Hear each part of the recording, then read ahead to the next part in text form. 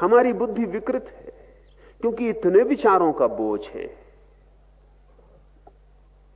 विचार ही विचार हैं, जैसे आकाश में बादल ही बादल छाए हो, आकाश खो जाए, दिखाई भी ना पड़े, सूर्य का कोई दर्शन ना हो, ऐसी हमारी बुद्धि है। विचार ही विचार छाए, उसमें वो जो बुद्धि की प्रतिभा है, जो आलोक है, वो खो गया, छिप गया। एक बादल हट जाए तो आकाश का टुकड़ा दिखाई पड़ना शुरू हो जाए, छिद्र हो जाए बादलों में तो प्रकाश की रोशनी आनी शुरू हो जाती, सूरज के दर्शन होने लगते। ठीक ऐसे ही बुद्धि जब तक विचार से बहुत ज्यादा आवृत है, और एक परत नहीं है विचार की, हजारों परतें हैं। जिससे कोई प्याज को छीलता चला जाए तो परत के भीतर परत, परत के भीतर परत। ठीक ऐसे विचार प्याज की तरह, एक विचार की परत को हटाएं दूसरी परत सामने आ जाती, दूसरे को हटाएं तीसरी आ जाती, एक विचार को हटाएं दूसरा विचार मौजूद, दूसरे को हटाएं तीसरा मौजूद। ये परत दर परत विचार है, ये हमने जन्मों में इकट्ठे किए, जन्मों जन्मों में।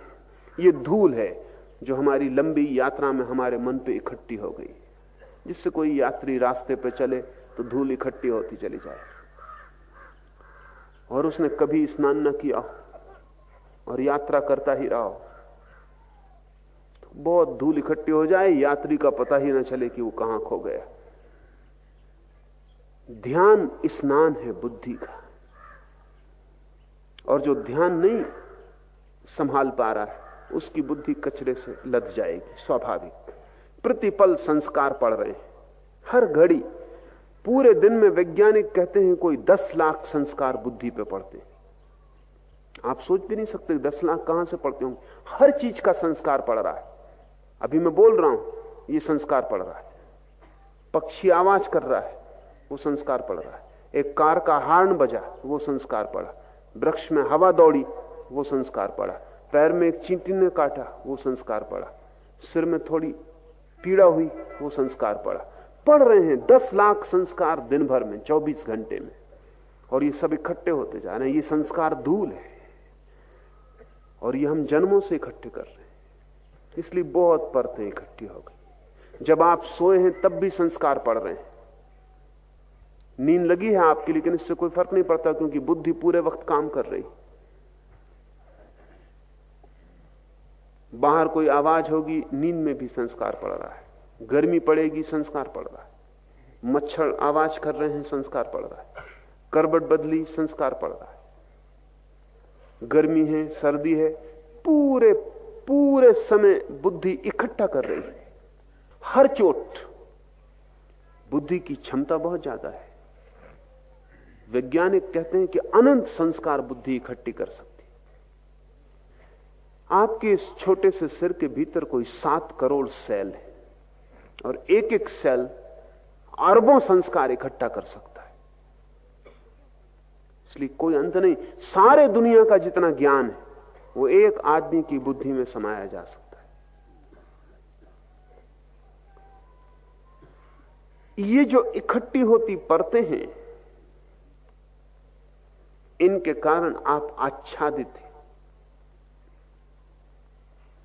इस आच्छादन को तोड़ना पड़ेगा।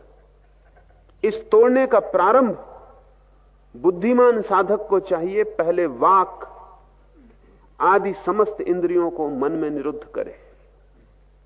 इसलिए मौन का इतना मूल्य है। मौन का अर्थ है कि आप बाहर और भीतर बोलना बंद कर रहे हैं, क्योंकि बोलना बुद्धि की बड़ी गहरी प्रक्रिया है।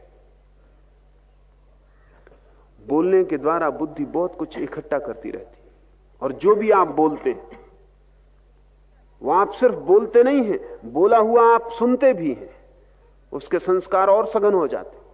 जब आप एक ही बात बार बार बोलते रहते हैं तो आपको पता नहीं कि आप बार बार सुन भी रहे हैं। संस्कार गहरे होते जा रहे हैं, और आप कचरा बोलते रहते हैं। सुबह अखबार पढ़ लिया, फिर दिन भर उसी को लोगों को बोले चले जा रहे हैं। कोई व्यर्थ की बात जिसका कोई भी मूल्य नहीं, जिससे किसी को कोई लाभ नहीं होगा, उसको आप बोले चले जा रहे हैं। अगर आप अपने 24 घंटे का विश्लेषण करें तो आप पाएंगे कि 99% तो कचरा था। जो आप न बोलते तो किसी का कोई हर्ज ना था।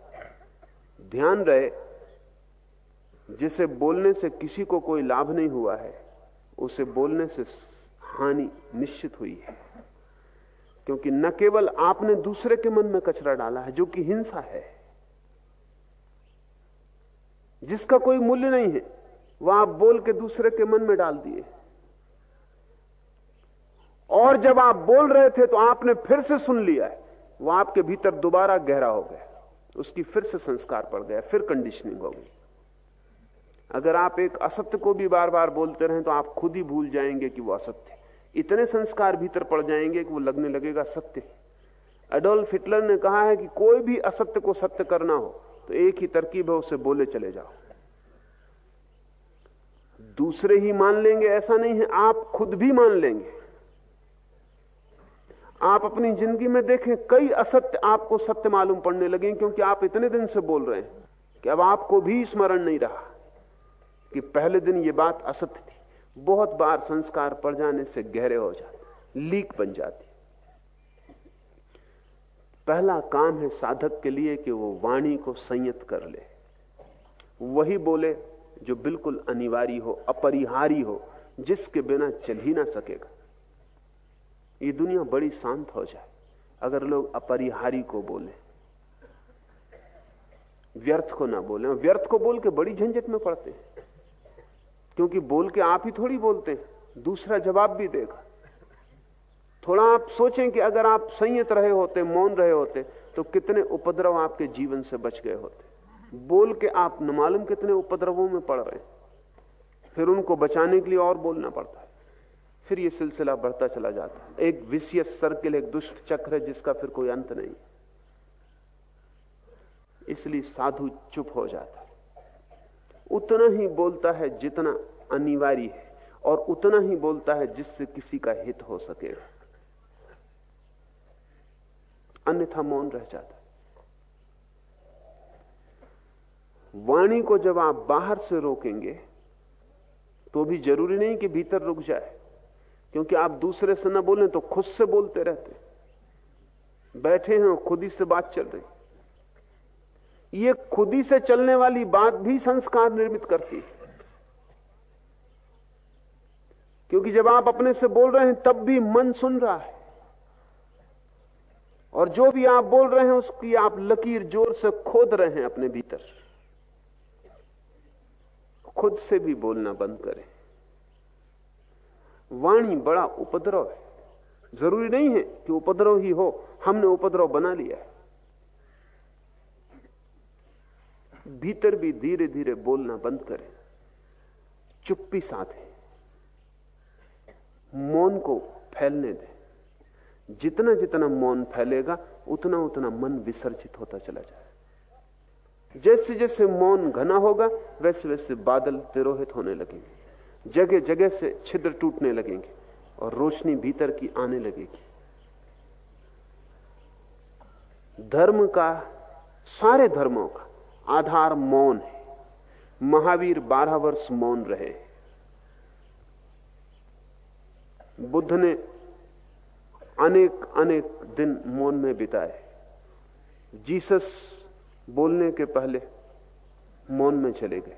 उनका अवतरण हुआ जब वे परम मौन की अवस्था में थे। इस जगत में जो भी सत्य का अवतरण हुआ है वो तब हुआ है जब भीतर चुप्पी, सब शांत। उस शांत क्षण में ही हमारा तालमेल, हमारी ट्यूनिंग ब्रह्म से जुड़ जाती। वो मौन का कांटा ही हमें आभास से भीतर ले जाता है और सत्य से जोड़ देता है। इसलिए हमने साधु को मुनि कहा है। मुनि का अर्थ है जो मौन हो गया है, जो भीतर चुप हो गया है। असल में वही बोलने का अधिकारी है जो भीतर चुप हो गया हो, क्योंकि उसके बोलने का कुछ मूल्य होगा, क्योंकि बोलने का अर्थ होगा उसने कुछ जाना है जिसे वो दे रहा है।